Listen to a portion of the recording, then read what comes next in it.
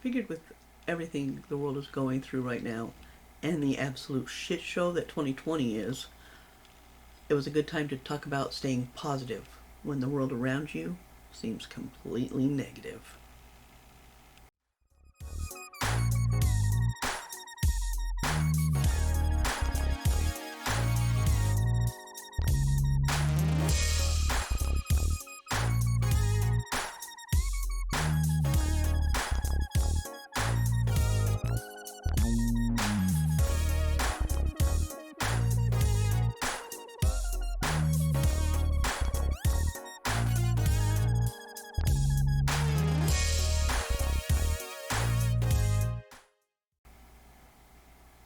Hey there. Welcome back to MS 24/7 365. It's great to see you again. My name's Vicky, and I have had multiple sclerosis since 1996. And I just say that because I've been doing this for a long time. And some days are easy and some days are hard. Some years are easy and some years are hard. And this year has been a doozer. I feel like everything in the last several months should warrant us just taking a mulligan for 2020, honestly. You know, with multiple sclerosis, you can I have mood swings. I can go from 0 to pissed off in seconds and for no reason. And one of the hardest things I have to deal with is the unexplained shift from being perfectly fine to everything being the most annoying thing I have ever experienced. Or the complete apathy. And that one may be the worst. The apathy. I was never apathetic about anything in my life beforehand, and now I get apathetic at random times, regardless of what the situation is. So how can you possibly stay positive when the rest of the world seems so negative? I know it's not easy.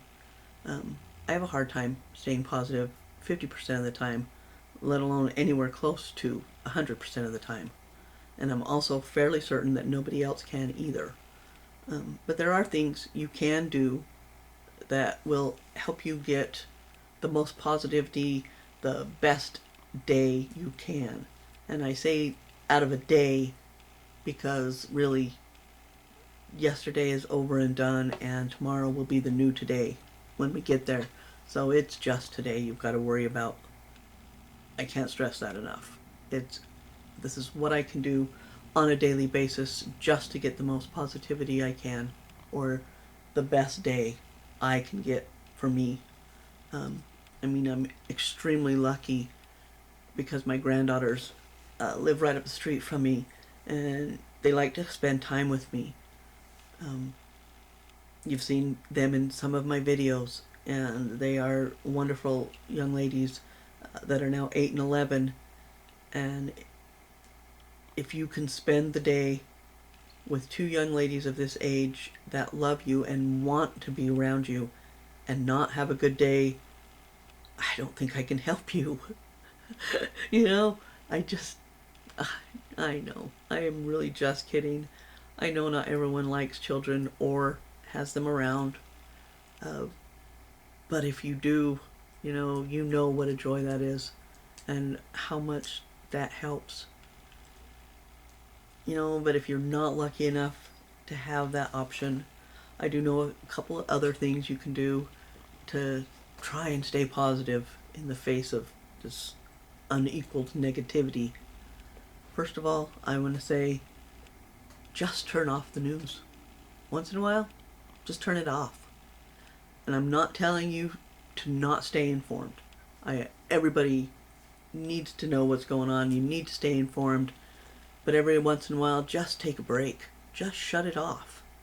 Give your soul a chance to recover. Another good way that I use now, I don't always use it, is exercise. It doesn't have to be outrageous CrossFit type stuff or anything like that. Take a walk. Even a short little walk in your yard will get the endorphins firing and boost your mood for you. Plus, it's good for your physical health as well. And if you can't walk, go for a ride. Get out of your house, do some seated exercises outside. I know there are some really good seated yoga videos on YouTube. I've done a few because of the difficulties I've had getting around. And there's some really good ones out there. And that's also kind of a good point. I've gotten into this video this far and haven't even talked about this horrible flare-up, this flare-up I've been having for I don't know how long until now. That's just what I do. I try not to focus on my difficulties. I look at what I can do, not what I have trouble doing. My MS has been very active the last year. I had MRIs in October that showed new activity, and MRIs in June, July that showed new activity. And it's increased my disability level significantly. I do try not to whine and moan about it because I know it could be far worse than it is, and I know it is far worse for so many others. But that's just one of the main things that I try to do is, while my family understands and they know that I have difficult days, I try not to focus on that. Like when my husband gets home from work, I will tell him, this is what I'm doing today. This is how I feel today. And that's it. And he'll say, is there anything I can do to help? And if there is, I let him know. And if there's not, I tell him, no, that's just me today. And he'll tell me, well, I love you, and I'll tell him I love him, and we just go on. It's sometimes there's not anything he can do for what's going on with me that day, and sometimes there is. And he's really good about it, and all my family is really good about understanding when I tell them this is me today, and they don't try to fix it because they know they can't fix it. They'll ask me if there's anything they can do or that I need, and if I have something they can, I let them know, and if there's not, they understand that too. It's just important that surrounding yourself with the positive people is important too. If you want to keep your mental and emotional health on the good upside, you got to cut out those negative Nancy's, they say.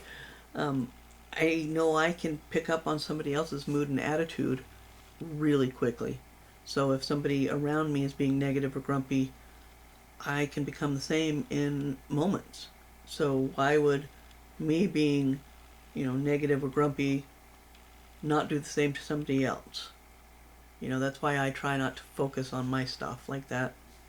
I'll share what's going on. This is today, and then that's it. There's also a lot of mindfulness or meditation apps available that can be really helpful when you can't seem to relax yourself.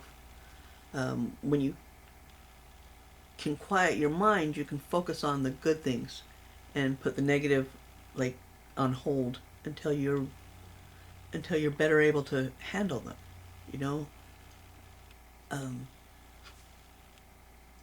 In that same vein, I like to sometimes just sit in the dark and let my mind wander.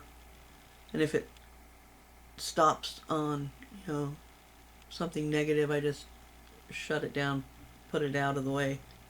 And that really can help me a lot after a difficult day, whether the difficulty is physical or emotional, or mental. It's just good to, and that is a meditation in a sense, that I just will feel my breathing and just let my mind fill with whatever it needs to. But if it's negative, I push it out, and it can really help calm me down and help me actually help me have a better night's sleep when I do it.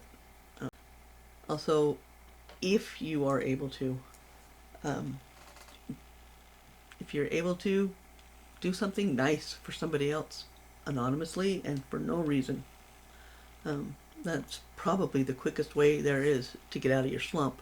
You know, if you're anything like me, you like to throw yourself not just a pity party, but a pity extravaganza.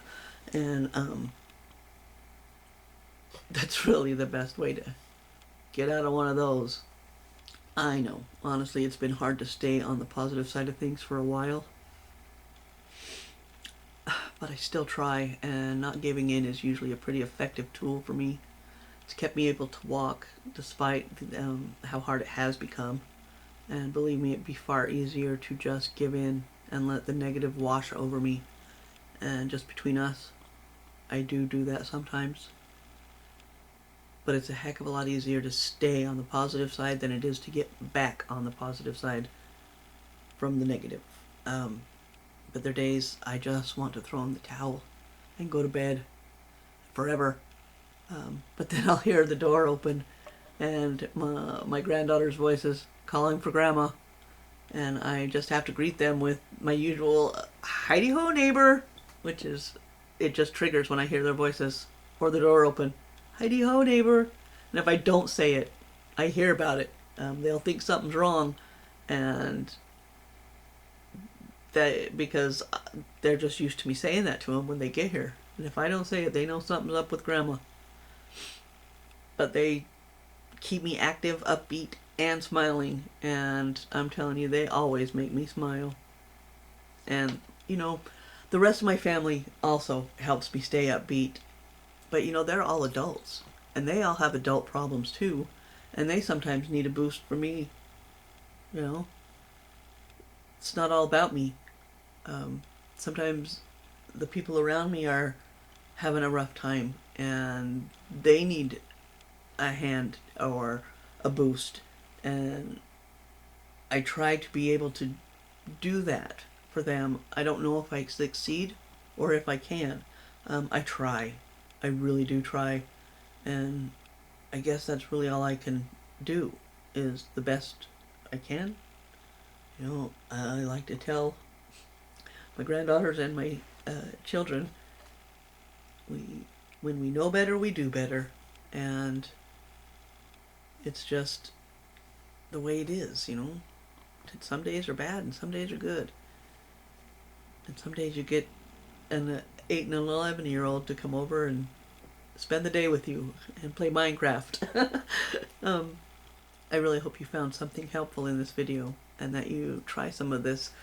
Next time you feel like you're on the low side of life, let me know what you do. What are some of your helpful tips to stay positive in the face of negativity? Really, thanks for hanging out with me today. Hopefully you learned a little something about positivity, MS, and maybe about me. If you like this video, hit the like button, and if you want to see more of my journey, well, a lifelong journey with MS, hit the subscribe button. And if you want to know when I do upload, I know it's been sporadic. I'm going to try and get back on my schedule. Hit the notification bell. And remember, life doesn't stop just because you have to.